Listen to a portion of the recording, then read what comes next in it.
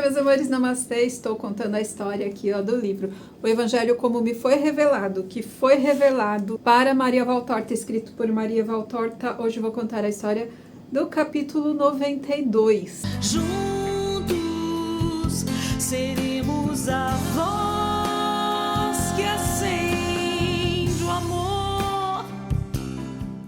Então, lembrando que no capítulo anterior, Jesus está junto com seus discípulos, sentado debaixo de uma imensa árvore, na sombra de uma imensa árvore, junto com seus discípulos, ensinando eles. Então, essa pregação começou lá no capítulo anterior, né, e vai continuar nesse capítulo.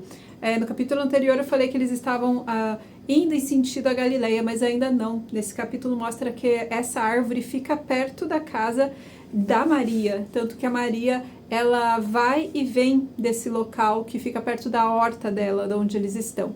Aí esse capítulo mostra que começa a se formar uma tempestade no céu, mas que Jesus continua pregando e conversando com seus discípulos lá debaixo dessa árvore. Aí Jesus começa a explicar de que coisas que estão ocultas, escondidas, a verdade virá em algum momento, a verdade virá à tona. E daí ele fala que pode ser, ou será Deus que tomará o cuidado de tomar conhecida as verdades, ou será através de um sinal milagroso de Jesus que fará fazer as pessoas perceberem, saberem a verdade, ou através das palavras dos justos, ou então até pelo próprio Satanás, que vai estar na boca de imprudentes, que vai acabar soltando umas coisas que vai dar na cara vai acabar se entregando por impulso. Porque tudo que está oculto, tudo que é mentiras, é sempre revelado de alguma forma. A mentira nunca fica escondida,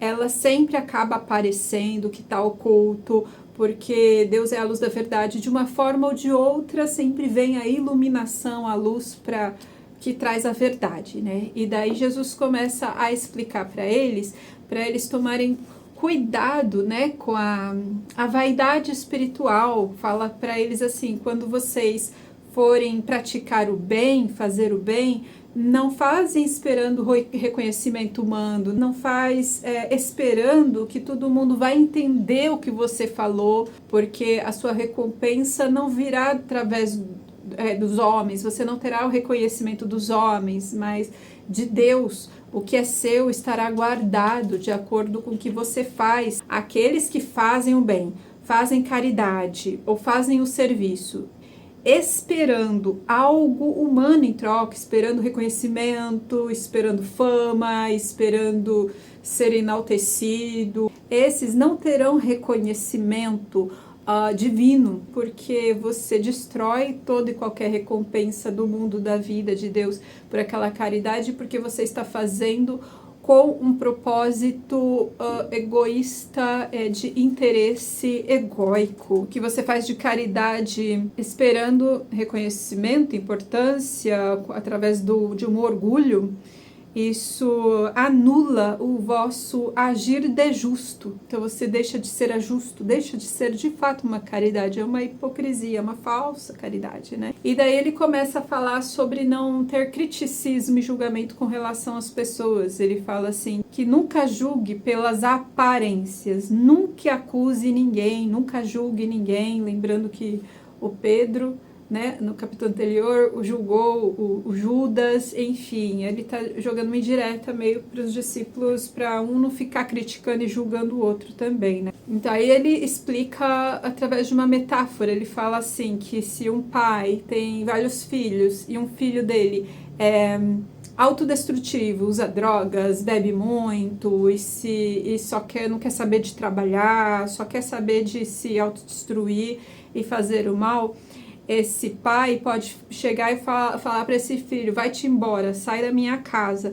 Aí eles falam assim também: não julgue esse pai por atitude dele. Talvez essa atitude foi necessária para que esse filho aprenda com as dificuldades lá fora e um dia volte arrependido, pedindo desculpa para esse pai e transformado. Que ele fala assim, que o Espírito de Deus, ele jamais viola o livre-arbítrio, a liberdade de escolha de cada um. Assim, tipo, se você O que você faz para o mundo, você faz para você mesmo. O que você faz para o próximo, você faz para você mesmo.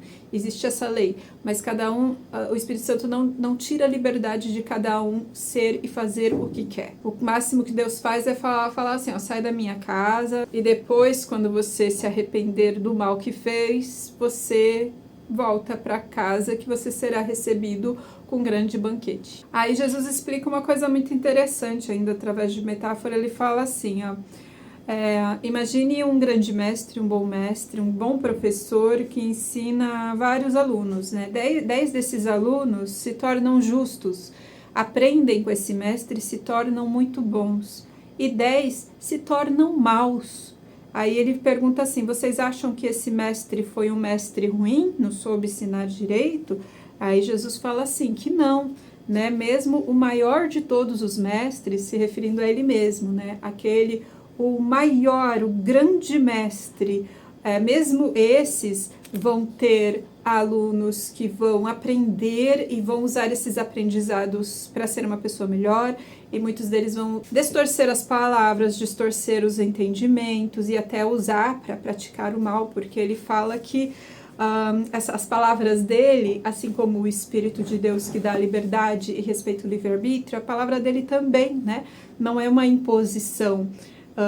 Vai do coração de cada um acolher e aceitar as mudanças e fazer o que ele ensina, ou não, se recusar a fazer o que ele ensina. Então vão ter alunos que vão se tornar bons, alunos que vão se tornar maus. E aí ele fala, o fator de êxito não está no mestre, está em vós, tipo assim, vocês, né, tipo, dando a entender também assim, dentro de vocês, vai ter aquele, no caso, a gente já sabe que é Judas, né, que vai receber toda a luz, todo o ensinamento, mas que vai escolher trilhar, de acordo com o que está no seu coração, fazer as escolhas ruins, fazer o mal. Aí ele comenta sobre o Judas, que Judas, né, no capítulo anterior, Judas chamou Jesus de injusto, porque Judas ele tem muito amor à pátria dele, né? Lá Jerusalém, aos judeus, muito amor à religião dos judeus, muito amor à ideia dele de judeu, de pátria.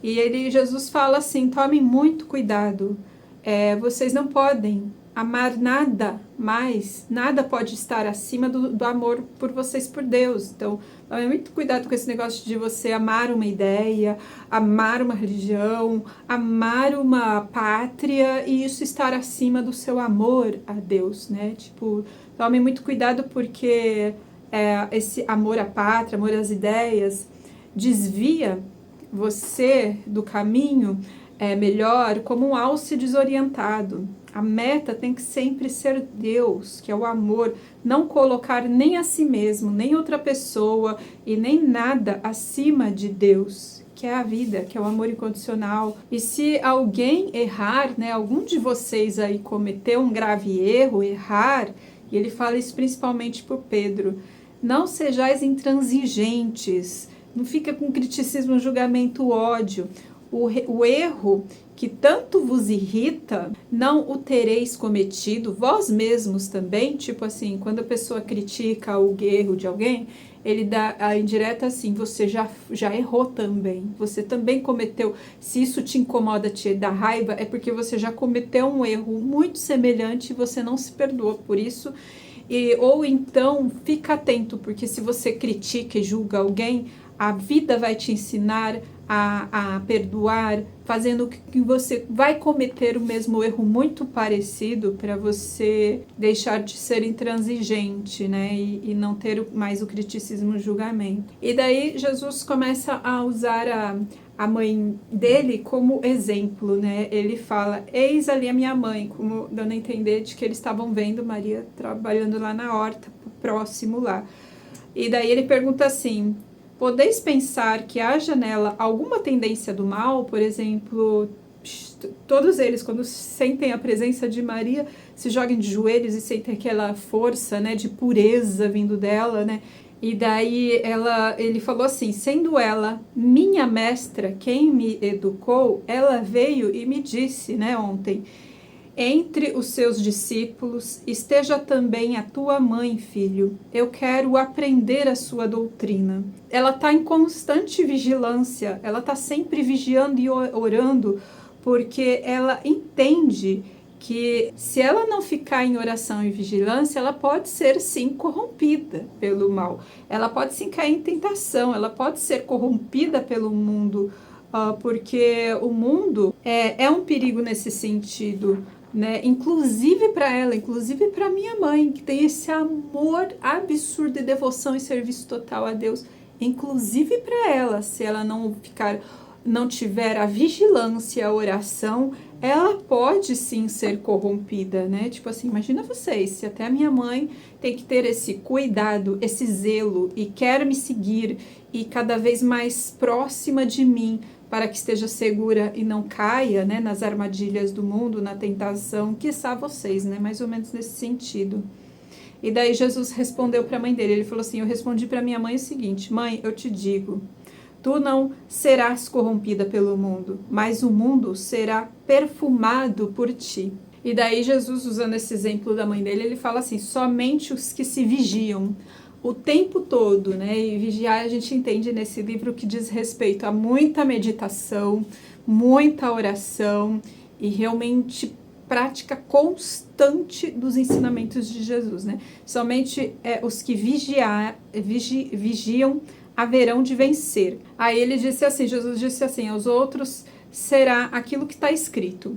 Aí, um dos discípulos, provavelmente algum dos discípulos que não é judeu, porque Jesus se referiu à escritura do livro dos judeus. Aí, algum dos discípulos perguntou assim, o que está escrito, mestre, no livro, né?